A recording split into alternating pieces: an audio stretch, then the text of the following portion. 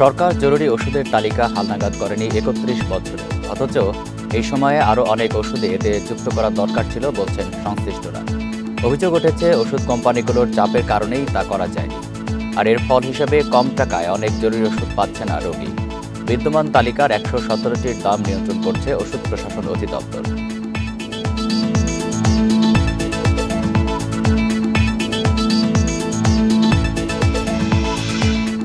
এ নিয়ে বিস্তারিত প্রতিবেদন থাকছে সংবাদে। স্বাগত সকাল ৯টার বিরতিহীন ইন্ডিপেন্ডেন্ট সংবাদে। আপনাদের সাথে আছি আমি আলী আশরাফ। শুরুতেই জানিয়ে দিচ্ছি প্রধান শিরোনাম।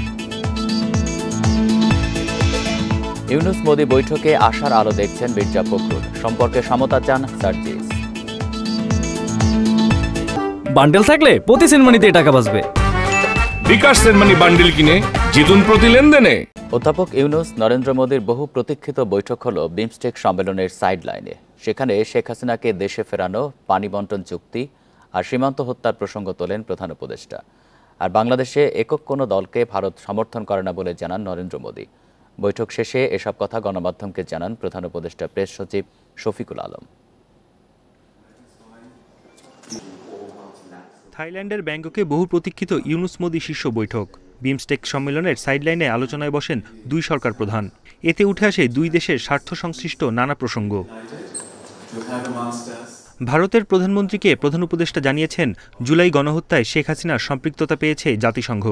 বৈঠক শেষে এ নিয়ে গণমাধ্যমকে জানান প্রধান উপদেষ্টার প্রেস সচিব। এ সময় তিনি বলেন, দুই নেতার মধ্যে কথা হয়েছে শেখ হাসিনাকে দেশে ফেরানো নিয়ে। স্বার্থ সংশ্লিষ্ট যতগুলো বিষয় ছিল সবগুলো বিষয়ই আমাদের চিফ অ্যাডভাইজার মহোদয় সেই মিটিংয়ে বলেছেন। যেমন শেখ হাসিনার প্রত্যর্পণ বিষয়ে কথা হয়েছে, শেখ হাসিনা যে ওইখানে বসে অনেক ধরনের ইনসেন্ডিয়ারি কমেন্ট করছেন সেগুলোর বিষয়ে কথা হচ্ছে। আলোচনা হয়েছে সংখ্যালঘু নির্যাতন ইস্যুতেও। এই সময় ভারতীয় সাংবাদিকদের বাংলাদেশে এসে সংখ্যালঘু নির্যাতন হয়েছে কিনা তা খোঁজ নেওয়ার প্রস্তাব দেন অধ্যাপক ইউনূস। এর বাইরেও বিশেষ গুরুত্ব পেয়েছে গঙ্গা চুক্তির নবায়ন, তিস্তা ইস্যু ও সীমান্ত হত্যা বন্ধের প্রসঙ্গ। বর্ডার কিলিং নিয়ে কথা হয়েছে। আমাদের দুই দেশের মধ্যে যে গাঞ্জেস ওয়াটার ট্রিটিটা আপনি জানেন যে নতুন করে এটার এক্সপায়ার হয়েছে, নতুন করে ট্রিটিটা হওয়ার আবার কথা হচ্ছে, এবং তিস্তা ওয়াটার, এগুলো সবগুলো নিয়েই কথাবার্তা হয়েছে। ভারত কোনো একক দলকে সমর্থন করে না বলে প্রধান উপদেষ্টাকে জানিয়েছেন নরেন্দ্র মোদি। দুই সরকার প্রধানের এই বৈঠক ফলপ্রসূ ও গঠনমূলক হয়েছে বলেও সাংবাদিকদের জানান প্রধান উপদেষ্টার প্রেস সচিব।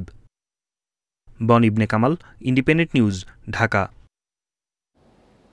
বাংলাদেশের সাথে গঠনমূলক ও জনগণ কেন্দ্রিক সম্পর্ক বজায় রাখতে ভারতের অঙ্গীকারের কথা জানিয়েছেন দেশটির প্রধানমন্ত্রী নরেন্দ্র মোদি।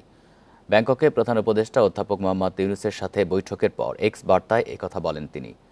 বৈঠকের একটি ছবি যুক্ত করে মোদি বলেন, বাংলাদেশের অন্তর্বর্তী সরকারের প্রধান উপদেষ্টার সাথে সাক্ষাতে দুদেশের মধ্যে গঠনমূলক ও জনকেন্দ্রিক সম্পর্কের প্রতি প্রতিশ্রুতি ব্যক্ত করেন তিনি। বাংলাদেশের শান্তি, স্থিতিশীলতা, অন্তর্ভুক্তি ও গণতন্ত্রের প্রতি ভারতের সমর্থন থাকবে জানিয়ে মোদি আরও বলেন, অবৈধভাবে সীমান্ত অতিক্রম বন্ধের উপায় নিয়ে বৈঠকে আলোচনা হয়েছে। এছাড়া হিন্দু ও অন্যান্য সংখ্যালঘু সম্প্রদায়ের নিরাপত্তা নিয়ে উদ্বেগও প্রকাশ করেছেন নরেন্দ্র মোদি।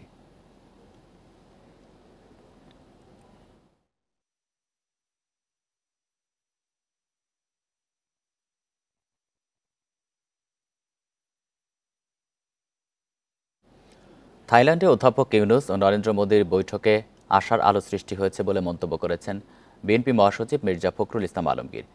শুক্রবার গুলশানে দলীয় চেয়ারপারসনের কার্যালয়ে সাংবাদিকদের কাছে তিনি এই মন্তব্য করেন।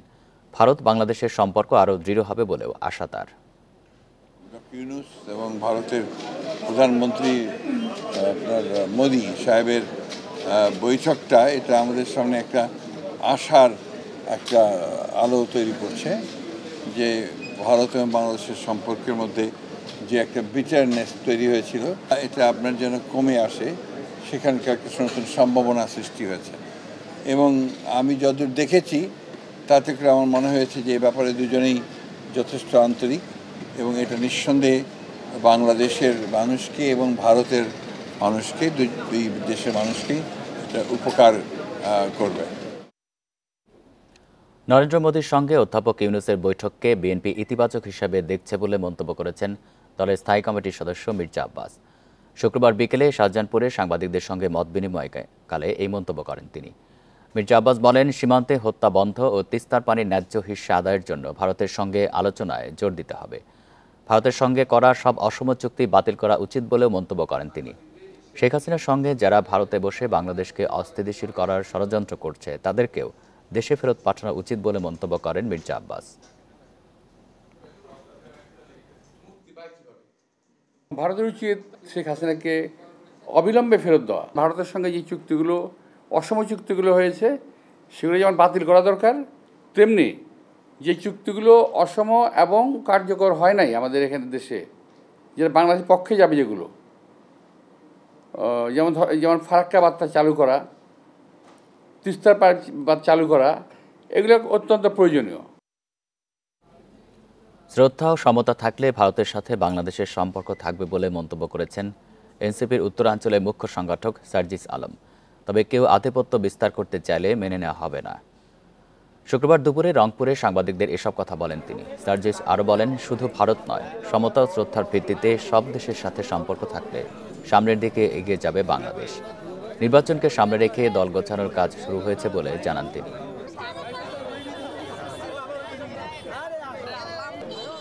ভারত তাদের জায়গা থেকে ভারতের সাথে বাংলাদেশের সম্পর্ক থাকবে না এমনটি নয়, সম্পর্ক থাকবে, কিন্তু এই সম্পর্ক তবে শ্রদ্ধার এবং সমতার।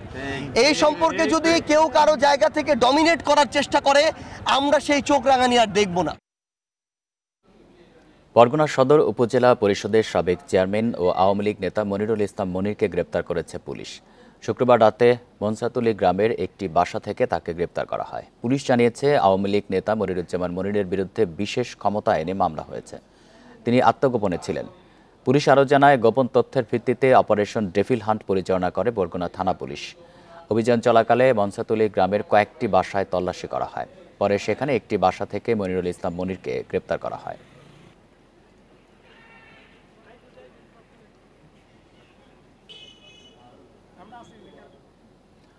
প্রথম ধাপে 1,80,000 রোহিঙ্গা চূড়ান্তভাবে মিয়ানমারে ফিরে যাওয়ার যোগ্য। এছাড়া আরও 70,000-এর ছবি ও পরিচয় যাচাইয়ের কাজ চলছে। শুক্রবার ব্যাংককে প্রধান উপদেষ্টার বিশেষ প্রতিনিধিকে কথা জানিয়েছেন মিয়ানমারের উপপ্রধানমন্ত্রী। এ বিষয়ে প্রধান উপদেষ্টার ফেসবুক পেজে বলা হয়, বাংলাদেশে আশ্রয় নেওয়া 8 লাখ রোহিঙ্গার তালিকা থেকে 1,80,000 জনকে প্রত্যাবাসনের জন্য যোগ্য হিসাবে চিহ্নিত করা হয়েছে। 2018 থেকে 2020 সালের মধ্যে 6 দফায় এই প্রাথমিক তালিকা সরবরাহ করেছিল নেপিদো। এদের একটি অংশকে প্রত্যাবাসনে বেশ কয়েকবার উদ্যোগ নিয়েও বাস্তবায়ন করেনি মিয়ানমার। এদিকে আরও 70,000 রোহিঙ্গার তথ্য যাচাই বাছাই চলছে বলেও জানিয়েছে নেপিদো। এরপরই তাদের চূড়ান্ত অনুমোদন দেওয়া হবে। এছাড়া মূল তালিকার বাকি 5.5 লাখ রোহিঙ্গার যাচাই বাছাইও দ্রুত শুরুর আশ্বাস দিয়েছে দেশটি।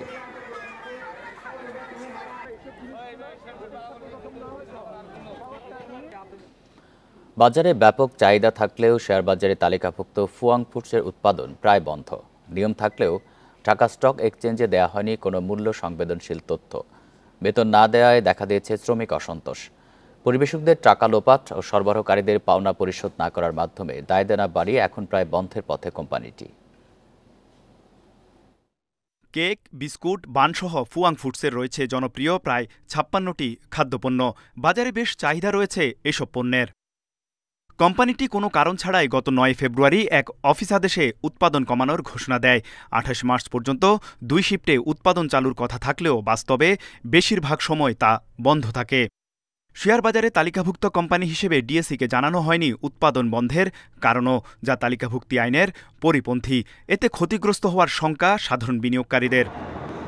বেতন বন্ধ রাখা, দক্ষ জনবল ছাঁটাই করে কারখানা স্থায়ী বন্ধ করার পায়তারা বুঝতে পেরে মার্চে 2 দফা রাস্তায় নেমে বিক্ষোভ করেন শ্রমিক কর্মচারীরা। রোজার হচ্ছে 7-8 দিন আগে শুরু হইলো বন্ধ, আর এই মাল দেশে আজকে 2 দিন। লভ্যাংশের টাকা পাই না, আমাদের ওই যে প্রভিডেন্ট ফান্ডের টাকা জমা, এই টাকার খবর নাই, সব আত্মসাৎ করে বলেছে মালিক। 2023 সালে কোম্পানির ডিলারদের কাছ থেকে পণ্য বিক্রির 2,12,50,000 টাকা সংগ্রহ করা হয়, যা কোম্পানির মূল ক্যাশ বইয়ে না দেখিয়ে কোম্পানির হিসাব বিভাগে হাতে লেখা রেজিস্টারে লিপিবদ্ধ হয়। পরিবেশকদের টাকা ব্যাংকে জমা না দিয়ে ক্যাশে দেওয়ার নির্দেশ দেয় কোম্পানির কর্তৃপক্ষ। সে বছরের 15 এপ্রিল থেকে 20 আগস্ট পর্যন্ত 15 দফায় মোট 1,96,17,774 টাকা কোম্পানি থেকে তুলে নেন কোম্পানির ব্যবস্থাপনা পরিচালক মিয়া মামুন। এসব বিষয়ে জানতে ফুয়াং টাওয়ারে গেলে সেখানে দেখা যায় ভিন্ন চিত্র। পরিবেশক, ডিলার সহ অন্যান্য পাওনাদারদের ভয়ে প্রধান ফটকে তালা দিয়ে অফিস করছেন কর্মকর্তারা। মিয়া মামুনের সঙ্গে দেখা করতে গেলে জানানো হয় তিনি অফিসে অনুপস্থিত। কথা বলেন হোয়াটসঅ্যাপে। তার দাবি, নগদ লেনদেনে তেমন ক্ষতি হয় না কোম্পানির। উৎপাদন বন্ধের বিষয়েও দেন নানা যুক্তি। স্বচ্ছতা অস্বচ্ছতা বাদ দিলাম, আমার কথা হলো আমি কি রুলস ভায়োলেট করতেছি কিনা? আমি বিকাশে টাকা নিলাম, ক্যাশ টাকা নিলে আমার কি রুলে কোনো ভায়োলেট হচ্ছে? প্রমাণও নাই যে আমি এই টাকা নষ্ট করে ফেলেছি। পিএসআই আমি যদি মাল কমাই বাড়াই সব আমাকে পিএসআই দিতে হবে? সাধারণ শেয়ার হোল্ডার, শ্রমিক, কর্মচারী, ক্ষতিগ্রস্ত সরবরাহকারীদের সুরক্ষায় ডিএসসি ও বিএসইসিকে বিশেষ উদ্যোগ নেওয়ার আহ্বান তাদের। তৌহিদ রানা, ইন্ডিপেন্ডেন্ট নিউজ, ঢাকা। ঈদ উদযাপনের পর রাজধানীতে ফিরতে শুরু করেছে নগরবাসী। বাস, ট্রেন ও লঞ্চে কিছুটা চাপ থাকলেও ভোগান্তি ছাড়াই ফিরতে পারছে মানুষ। শনিবার সকাল থেকেই গাবতলী, সায়দাবাদ, টেকনিক্যাল মোড় এলাকায় বাস থেকে নামতে শুরু করেন বিভিন্ন এলাকা থেকে আসা যাত্রীরা। পথে যানজট ও ভোগান্তি না থাকায় স্বস্তি প্রকাশ করেন তারা। ভোর থেকেই সদরঘাটে একে একে ফিরতে দেখা গেছে বিভিন্ন জেলা থেকে আসা লঞ্চ। এবারে সার্বিক ব্যবস্থাপনায় সন্তুষ্ট যাত্রীরা। সংশ্লিষ্টরা বলছেন, এবারের ঈদে লম্বা ছুটি থাকায় ভোগান্তি এড়ানো গেছে।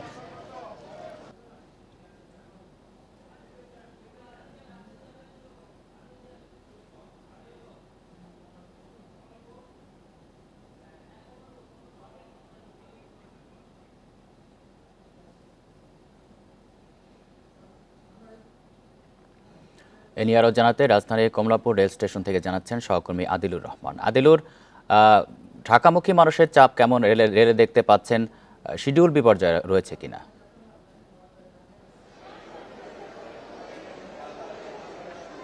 দেখুন, গতকালকের থেকে আজকে চাপ বেড়েছে, সেটি আসলে আমরা লক্ষ্য করতে পারছি। আর আজকে চাপ বাড়ারই কথা। তার কারণ হচ্ছে যে আগামীকাল কর্মদিবস, অর্থাৎ ঈদের ছুটির পরে প্রথম কর্মদিবস। সেক্ষেত্রে রাজধানীবাসী যারা কর্মব্যস্ত মানুষ তাদেরকে রাজধানীতে ফিরতেই হবে।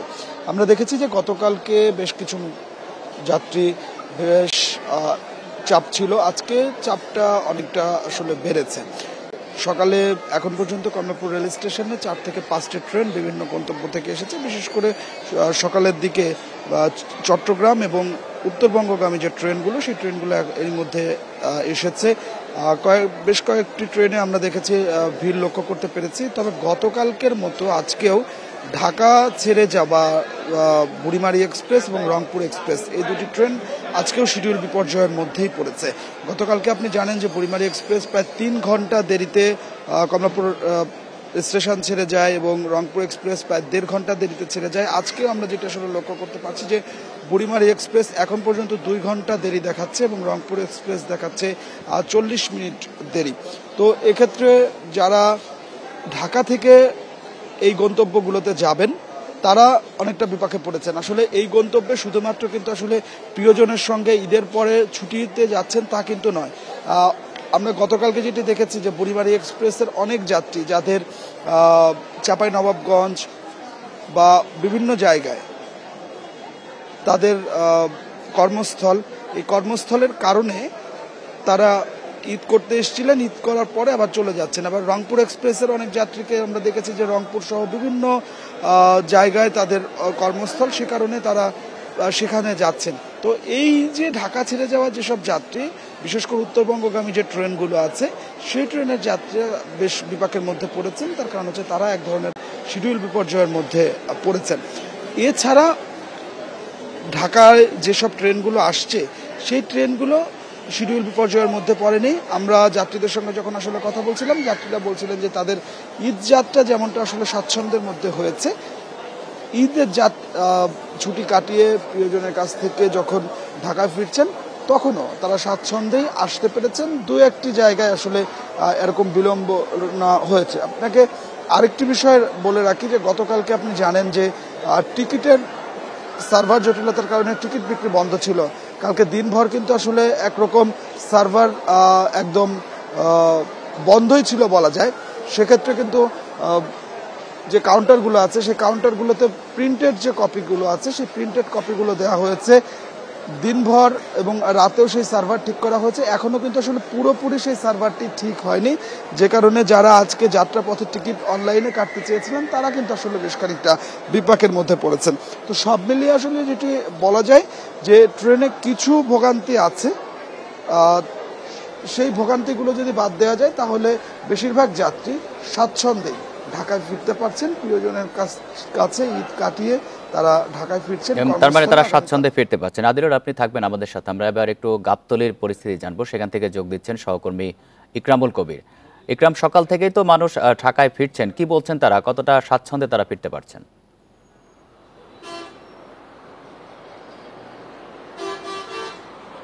আদিল, যেমন ভোগান্তির যে অভিযোগটি তুলেছেন, তবে বাসের যারা যাত্রী যারা ফিরেছেন তাদের সঙ্গে কথা বলে সেই চিত্রটা সম্পূর্ণ অনেকটাই ভিন্ন পেয়েছি।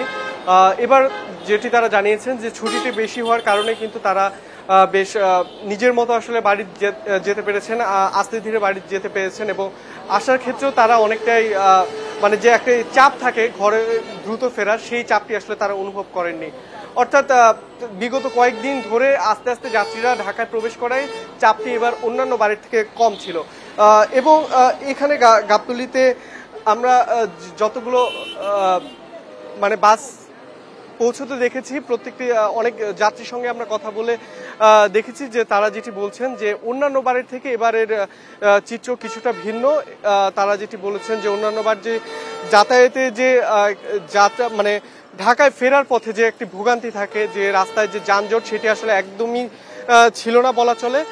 আর সে অন্যান্য সময় যেটি থাকে যে আপনার ভাড়া নিয়ে একটি অভিযোগ থাকে, সেই অভিযোগটা কিছুটা কম ছিল, তবে একদম ছিল না সেটি বলা যাবে না।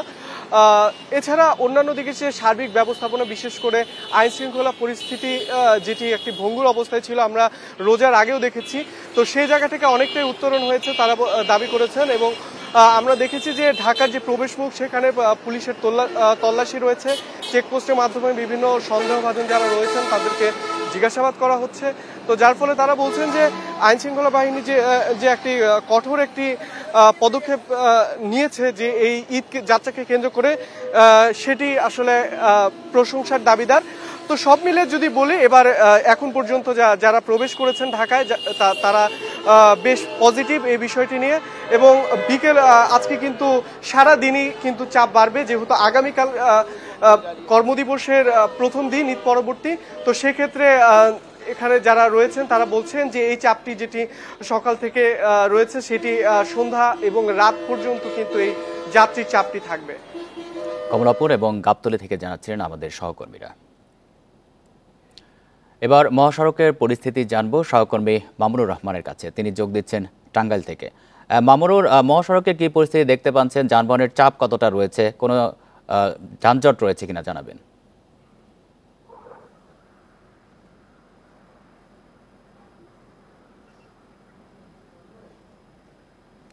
মামুনুর, শুনতে পাচ্ছেন? যানবাহনের চাপ আপনি মহাসড়কে কেমন দেখতে পাচ্ছেন, কোনো যানজট রয়েছে কিনা?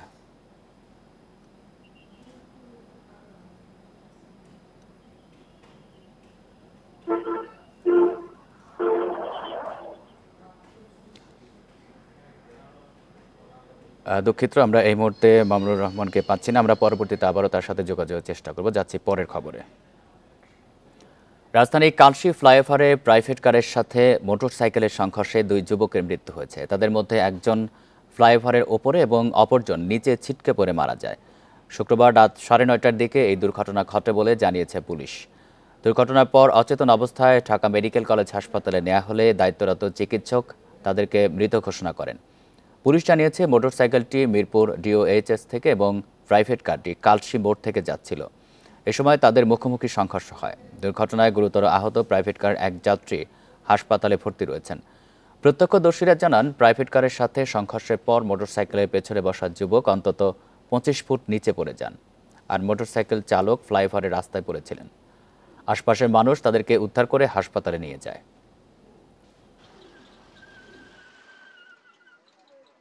প্রাইভেট কারটা হচ্ছে আপনার কালশী মোড় থেকে ডিওএসএস যাচ্ছিল, আর মোটরসাইকেলটা ডিওএসএস থেকে এই কালশী মোড়ের দিকে যাচ্ছিল। তো এইখানে হঠাৎ করে এই মুখোমুখি সংঘর্ষটা হয় আর মোটরসাইকেলে 2 জন ছিল, ড্রাইভার সহ আরেকজন ছিল, একজন নিচে সিটকে পড়ে যায় আর একজন উপরেই ছিল।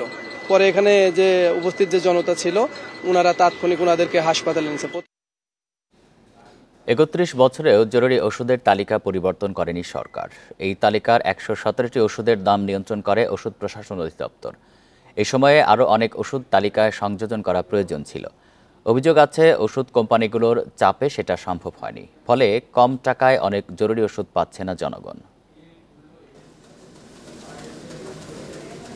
দেশে ২০০-র বেশি কোম্পানি ওষুধ উৎপাদন করে ৩৫,০০০-এর মতো। এর মধ্যে ১১৭টি আছে প্রাইমারি হেলথ কেয়ার মেডিসিনের তালিকায়। এগুলোর মূল্য নির্ধারণ করে সরকার, বাকিগুলো করে কোম্পানি। ১১৭টি জরুরি ওষুধের তালিকা হয়েছে ১৯৯৪ সালে। দরকারি ও বেশি ব্যবহৃত এসব ওষুধ কম টাকায় কিনতে পারে মানুষ, কিন্তু মুনাফা কম হওয়ায় অর্ধেক ওষুধ উৎপাদনই হয় না। অনেক ওষুধের ব্যবহারও নেই। ওখান থেকে অনেক ওষুধ বাদ পড়ছে এবং যেটা অপ্রয়োজনীয় ওষুধগুলো এখানে ঢুকছে, ফ্যামিলি প্ল্যানিংও এখানে সামগ্রী এখানে ঢুকছে। তার মানে এইটা পর্যায়ক্রমে যখন রিভাইজ হয়েছে তখন ওষুধ কোম্পানি যোগসাজশে যেটা হয়েছে গুরুত্বপূর্ণ ওষুধগুলো লিস্টের বাইরে নিয়ে আসা হয়েছে এবং কম গুরুত্বপূর্ণগুলো ওখানে স্থান পেয়েছে। টাইম টু টাইম এটা রিভাইজ হয়ে যে আমরা যেন ওষুধ কোম্পানি ক্ষতির সম্মুখীন না হয় সেই জায়গায় আমাদের খেয়াল রাখতে হবে, সাথে সাথে জনগণও যেন নিয়ন্ত্রিত প্রাইস ফেস করে সেটা খেয়াল রাখতে হবে। অনেক দেশেই অত্যাবশ্যকীয় ওষুধের তালিকা রয়েছে। দেশেও ২৮৫টি জরুরি ওষুধের তালিকা থাকলেও তা কার্যকর নয়। আর ৩১ বছরে প্রাইমারি হেলথ কেয়ার মেডিসিনের তালিকায় কেন সংযোজন বিয়োজন হয়নি তার উত্তর নেই অধিদপ্তরের কাছে। আগে কি হয়েছে না হয়েছে সেটা আলাদা ইস্যু, দীর্ঘদিন করা যায়নি, বিভিন্ন বাস্তবতা বিভিন্ন প্রেক্ষাপটে সেটা হতে পারে। বাট এখন একটা কার্যকরী পদক্ষেপ মন্ত্রণালয় নিতে যাচ্ছে। WHO যে লিস্ট সেটার সাথে সমন্বয় রেখে এটা আপডেট করা হচ্ছে। আপডেটেড লিস্ট পেলে সেটাকে যেটা আকারে পাবলিশ করে সেইগুলো যাতে মানুষ খুব সহজ মূল্যে পেতে পারে, এরকম কার্যকর পদক্ষেপ নেওয়ার পথে। জাতীয় ওষুধ নীতি অনুযায়ী অত্যাবশ্যকীয় ওষুধের তালিকা 2 বছর পর পর হালনাগাদ করার কথা থাকলেও তা হয়নি। Hasan Misbah, independent news, Dhaka.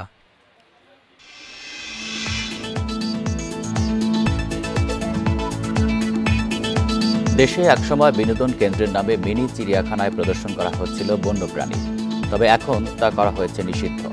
নামে বেনামে চলা বিনোদন কেন্দ্রে ভাল্লুক, হরিণ, রাজধনেশ সহ বিলুপ্তপ্রায় প্রাণী উদ্ধারে চলমান রয়েছে অভিযান। বন্যপ্রাণী অপরাধ দমন ইউনিট বলছে নানা জেলার মিনি চিড়িয়াখানার অনেকেই জড়িত প্রাণী পাচার, বেচাকেনায়।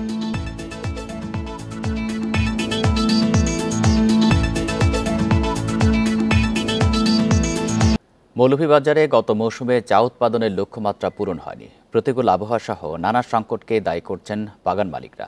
তবে চা উৎপাদন বাড়াতে আধুনিক প্রযুক্তি ব্যবহার ও উন্নয়নের পরামর্শ দিয়েছেন সংশ্লিষ্টরা। মৌলভীবাজারে ছোট বড় ১২০টি চা বাগান আছে। এসব বাগান থেকেই চাহিদার ৫৫% পূরণ হয়, কিন্তু নানা কারণে গত মৌসুমে কমেছে চায়ের উৎপাদন। বাগান মালিকদের দাবি, মৌসুমের শুরুতে খরা এবং পরে অতিবৃষ্টির কারণে ব্যাপক ক্ষতি হয় চা বাগানে। এছাড়া ২.৫ মাস ধরে চলা শ্রমিক ধর্মঘটের প্রভাব পড়েছে উৎপাদনে। ওয়েদারটা খুব আনফেভারেবল ছিল। বছরের প্রথম দিকে ড্রাউট ছিল, তারপর এক্সেস রেইন এবং এক্সেস টেম্পারেচার সবকিছু মিলে চা উৎপাদনের জন্য চা উপযোগী সেটা ছিল না। উৎপাদন কমের পাশাপাশি নিলামে চায়ের ন্যায্য দাম না পাওয়াকেও দায়ী করছেন অনেকে। Chemicals and gas, electricity, fuel everything এর দাম গ্র্যাজুয়ালি বাড়তেছে, ফলে উৎপাদন কস্ট বেড়ে যাচ্ছে, যার কারণে আমাদের সেল প্রাইসেসে উৎপাদনের একটা ফারাক থেকে যাচ্ছে। চা উৎপাদন বাড়াতে আধুনিক প্রযুক্তির ব্যবহার ও সরকারি নীতিমালা জরুরি বলছেন মালিকরা। অতিবৃষ্টি, অনাবৃষ্টি দুটোই চায়ের জন্য খারাপ। এর জন্য চার প্রায় 10 থেকে 12% চা বিহাইন্ড এর আগের বছর তুলনায়।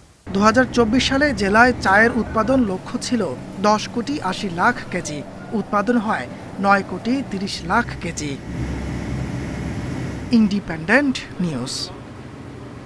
এই ছিল এখনকার সংবাদে। ইন্ডিপেন্ডেন্ট টেলিভিশনের সব খবরের আরো বিস্তারিত জানতে চোখ রাখুন ফেসবুক, ইউটিউব এবং এক্সে। ধন্যবাদ সবাইকে।